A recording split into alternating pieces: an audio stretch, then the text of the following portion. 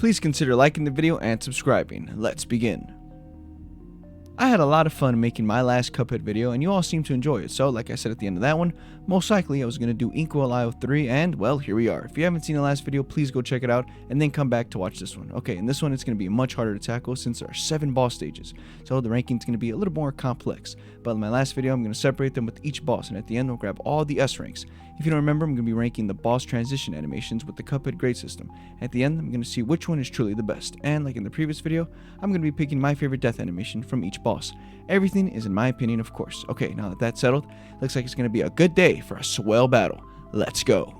The first boss we have here is Rumor Honeybottoms. The boss battle opens up with Honeybottoms groaning out of nowhere, and then we see that she's in fact ready to eat us, hitting her fork and knife together while also licking her lips. She then snaps her fingers and the first phase begins. This here is nothing too special, I'm giving this a C. After defeating Chief B, we move on to the next phase. Here Honeybottoms drops in from the top, just dispatching her head from her body. That's once again nothing too special, I'm giving this a D. In her third phase, once again, she just drops in from the top, but this time pointing down on which side she's going to be at. From once again, this is nothing amazing to look at. I'm giving this another D. Come on now, Honeybottoms.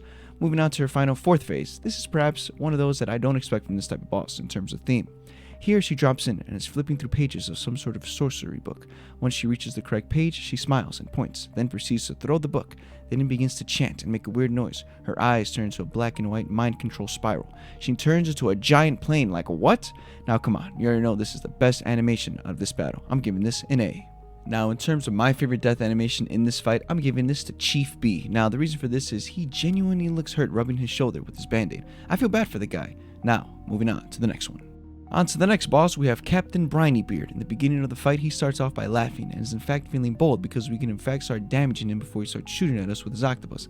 This is an okay opening animation, nothing like my boy Grim Matchstick.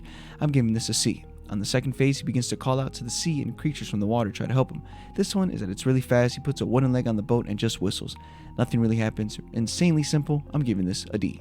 Finally, in the final phase, the boat takes things into their own sails and begins to growl and sweat, then in an instant roars at the player, throwing Captain Brinybeard off of themselves, and in the background you can actually see the captain fall into the water. I like this animation because of the details in the background. I'm giving this a solid B. For my personal favorite death animation here in this fight, I'm giving it to the final boat phase. When it dies, they stick out their tongue. Along with that, the uvula is also in pain, having X's on its eyes. In a very unique type of boss theme, we have Sally's Stageplay. Now here in the opening, we have a lot going on here, so let me break it down for you. First, the audience of the show begins to clap and cheer because it's like this fight isn't a play, so the audience think that this is fake, but we know it's not. Next, Sally herself is in a wedding dress. She then yells and the dress rips off of her in a wardrobe transition. She's now ready for combat. Finally, the curtains open and we see the groom along with the priest who's looking scared. Both of them are extremely shook. This is very well done. I'm giving this an S. After defeating this phase, she disappears and reappears in the background with her husband. Now they both drive off and the curtains close. When they open, we see a nice house, but Sally seems surprised that we're still here.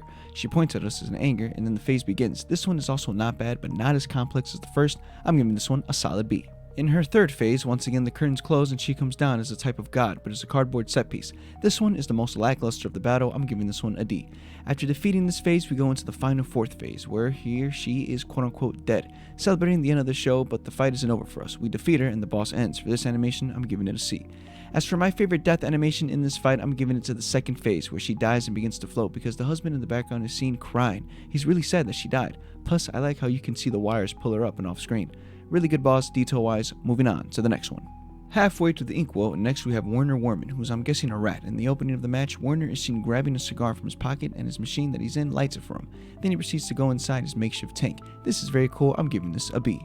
After defeating the first phase, he drives to the middle and holds a rocket, blows up the tank, and he rises up, looking more bruised than hurt, with a cigar now burnt out. This one I'd say is a C. Going into the final third phase, out of nowhere his device stops working. He's seen struggling. Some important context here is throughout the fight, a giant cat's eyes is seen peering through the background. So finally, the cat breaks through the walls and eats him.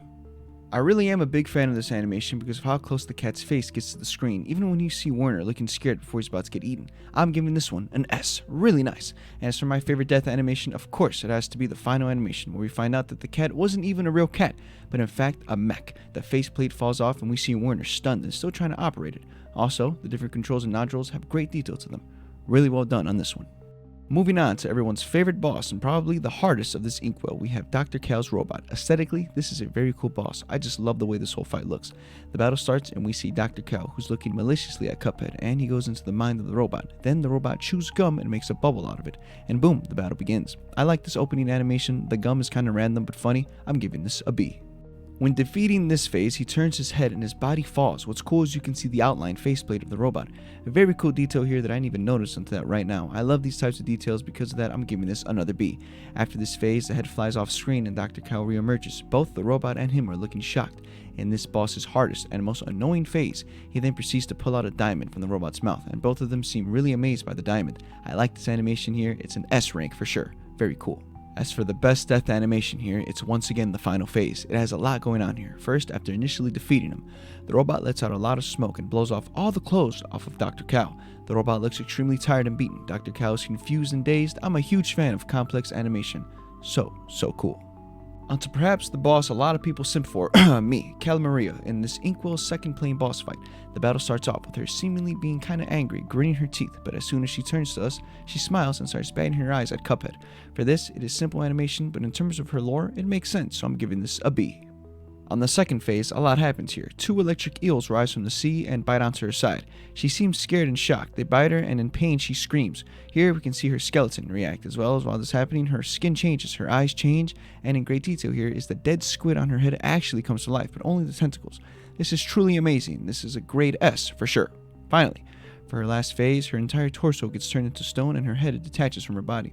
After her torso breaks off into pieces, sinking into the water. This animation transition isn't bad, but it isn't like her previous one. I'm giving this one a solid C. As for the best death animation in this one, it's the final one. When defeating her, she just looks so sad, like it makes us feel bad we defeated her. Along with that, one of her snakes pulls out a violin and starts playing it. Really funny and cool animation. With this Inkwell's best themed boss and just a really cool boss fight overall, the Phantom Express. Now look at my previous video with Baroness, since it's a lot of mini bosses, I'm going to be ranking the death animations. When the fight starts, we face a giant ghost named Blind Spectre. Cool name. Now, here he doesn't do much. When we defeat him, he just looks up and screams. It's a nice detail that he gets sucked back into the train, but so far as that's it, I'm giving this a C. After that, we fight the Conductor, a giant skeleton. Now, similar to the Blind Spectre, he just screams in pain, and that's really it. Nothing really special. This one is getting a D. Next are the Lollipop Ghouls. Now here, I just don't like the way their faces look, but I do like the way that they melt, which is something extra to the animation that the others didn't have. For this alone, I'm bumping it up to a B. Finally, for the last mini boss for this battle, it's the head of the train.